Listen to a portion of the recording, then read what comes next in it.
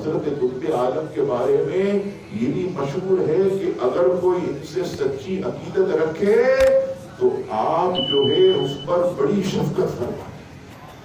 بڑی شفقت فرماتے، اسے زمانے میں رسوا نہیں ہونے دے، اسے بھکاری نہیں بننے دیتے، اللہ تبارک و تعالیٰ کی بارگاہ میں عرض کر کے اپنے چاہنے والوں کی جو ہے وہ بگڑی کو بنایا کرتے۔ عزیزان گرامی، یہ کاملین کا شیوا ہے۔ الحمدللہ ہمارا یہ علاقہ خوش نصیب ہے کہ اس علاقے میں حضرت قطب عالم شاہ بخاری آرام فرمائے۔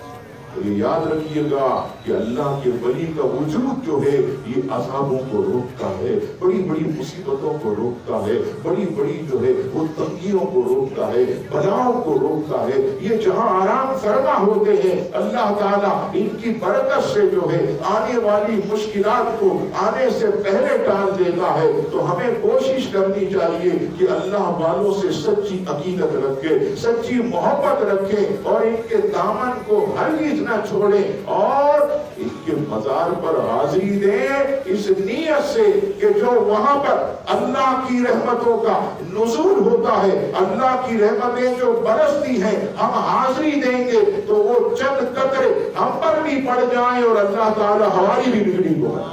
یہ ایسے کاملین ہیں۔ اللہ تبارک کی شان تو بہت بلند، لیکن آپ جانتے ہیں کہ وقت جو ہے وہ ہمارے پاس نہیں ہے۔ اللہ تبارک و تعالی حضرت قطب عالم شاہ بخاری کے درجات کو بلند فرمائے، ہم سب کو ان کے فیوز و برکات سے مالا مال فرمائے، آمین۔